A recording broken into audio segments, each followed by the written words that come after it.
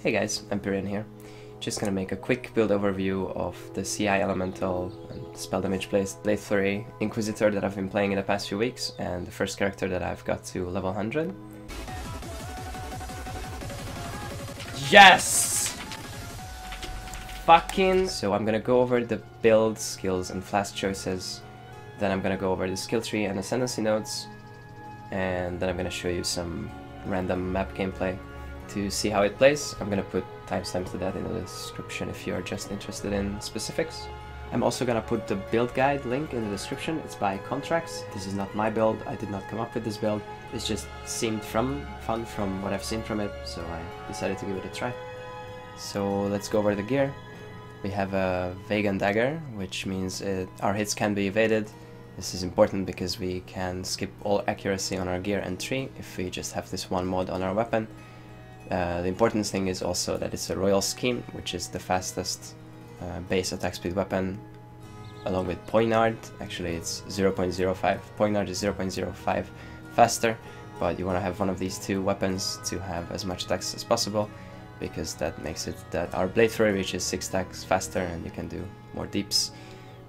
It's multi-modded, it has spell damage, attack speed, and crit on it, which is pretty much what you want. The base elemental roll on this one is pretty bad, but it does the job.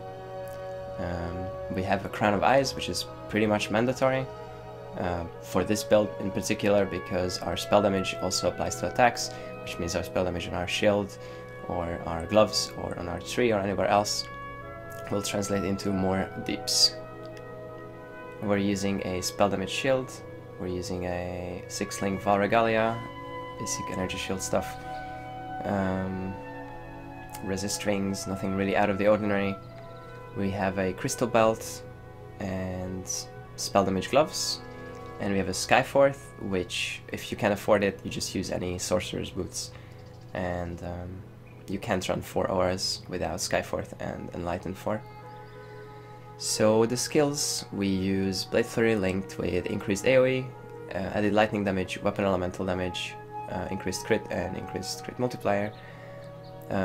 If you don't have a Skyforth, you want to sustain your power charges with power charge on crit, so you swap out one of the crit gems, probably the crit damage one. On our shield we're using the Warlord's Mark Immortal Call cast spell damage taken setup, which this I learned while leveling this character and building this character, is that you don't want to level up cast spell damage taken, because you want it to proc as much as possible, and for it to do that you need to not level it, because the more you level it, the more damage you need to take for it to proc. So you want to keep this at level 1. On our crown we're using Poacher's Mark, Herald of Ice, Enlighten, and Curse on Hit. So this is how we're getting endurance charges, and we're getting the power charges from Skyforth, or if you don't have Skyforth, then power charge on crit. This build works really well, by the way, on a 5-link and the budget setup. Like, you don't need the Skyforth, you don't need Enlighten 4. You can clear red maps with ease in a 5-link. On the gloves we're using Shield Charge with Fortify. Summon Lightning Golem is here because this is where it fits, and we have increased attack speed linked with it. So this is how you move around the map pretty much. The difference between Whirling Blades and Shield Charge is that Shield Charge not only benefits from attack speed, but also benefits from movement speed. So the movement speed that you might have on your boots or on your tree or anywhere else will benefit your Shield Charge, which is one of the reasons it's better than Whirling Blades. The other being that the area you hit is much bigger. You could even use increased AoE here if you're running 3 auras and put the Lightning Golem in somewhere else. You can proc Fortify much more consistently with Shield Charge because of the bigger AoE, so you'll be more safer basically. On our weapon we're using Val Discipline and Val Haste with increased duration. This is like standard, this is your cooldowns pretty much. If you're doing a proper map with proper clear speed, you should be able to keep up Val Haste 100% of the time. Just 2 random resist rings with some elemental damage.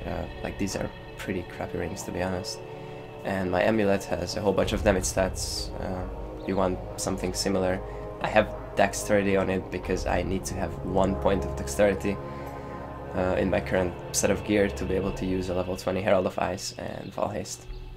So that's why it's a Jade amulet, but it can be any amulet with as much damage mods as possible, and possibly Energy Shield. Our flasks, we're using ample silver flasks of grounding. This is your anti-shock flasks. This is important because Vinctar shocks you, and the order of the flasks is also really important. You want to have the grounding flasks first because you want to be immune to the shock effect before you pop your Vinctars, so you actually don't shock yourself like if you had it the other way around. We have Vinctars with added lightning damage on it. You pretty much want something like this, lowest charge possible, and added lightning damage. We have a Basalt Flask of Heat. This is what gets us out of freeze. You can use Kiara's, but I didn't really like the fact that Kiara's uses 40 charges and has only 60. So once you use it once, you can't use it again. So you want something like this that you can use twice. We have Dying Sun. If you can't afford the Dying Sun, then you use Ethereal's Promise. Works just as well. It's not as convenient to farm with, but it gives you some more leech and more damage. And we have our crit flasks. This is our anti-bleed flask also. This is what pretty much gets you over 90% crit chance if you have over like 70 some crit chance with all power charges. So skill tree wise, we start from here, and you can get spell damage or melee damage, it really doesn't matter.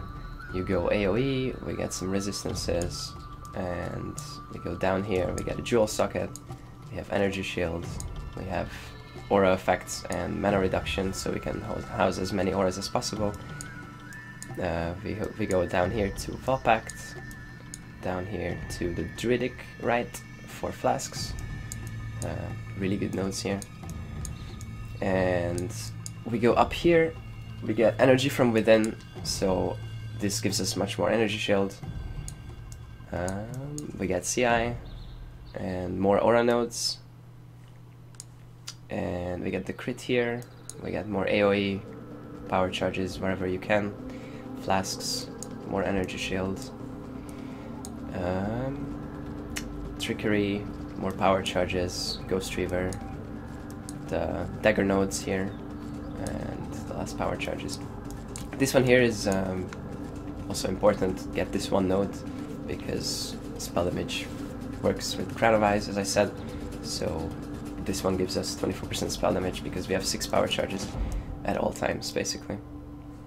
Ascendancy nodes, you take Righteous Province, Inevitable Judgment, Instruments of Virtue, and Augury of Penitence. Instruments of Virtue is really strong with this build because you benefit from 3 out of the 4 bonuses, even cast speed if you consider casting Val Haste and Val Discipline. So yeah, that's about it for the skill tree. And yeah, let's just run some random map, tier 13, Ato. The map mods that you can't run are Elemental Reflect, and players cannot leech life and mana. You can run the no leech stuff, it's just pretty slow, so you pretty much just don't want to run it anyway. Let's draw something in pack size. Elemental Weakness. Okay, that's a good example.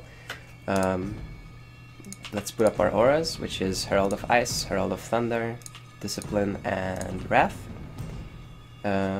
But since we are running an Elemental Weakness map, we are going to replace Wrath with Purity of Elements, and this is how we get our Ele Weakness cap.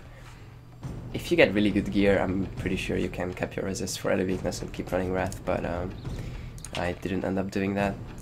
If you can't house 4 auras, then you drop Herald of Thunder. I haven't talked about my weapon offense sets. You pretty much just have a Haku weapon here to boost some gems. I'm leveling Enlightens right now. And on my other weapon I have Concentrated Effect that you can swap in for bosses. Physical to Lightning if you think you have too much physical damage and you are afraid of Physical Reflect, then you swap this in for Physical Reflect maps, and you swap in the Purity of Elements for Elemental Weakness maps. We are running a Lightning Golem to give us more attack speed. Oh, this is a Invulnerability Shrine, that's cool. And we are running attack speed and crit jewels. So the gameplay is that you keep up your flasks, you shield charge through the map, and you delete everything that's on your screen. Pretty self-explanatory stuff. As soon as you have Val haste, you pop it, and yeah. You pretty much can keep it up if you have a decent clear speed. Like, let's see, it's gonna drop now, but I can cast it again. Keep going. You can save Val Discipline for dangerous packs, and for the bosses, usually, my bosses. One thing that, the only thing that can kill you, really, is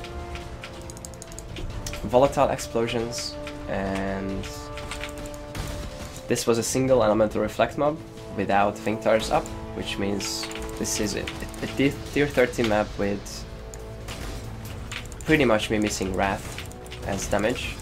So in a tier 13 to 15 map, you're gonna, if you have a similar amount of energy shield, you're gonna lose half your life without Vingtars on a single elemental reflect mob.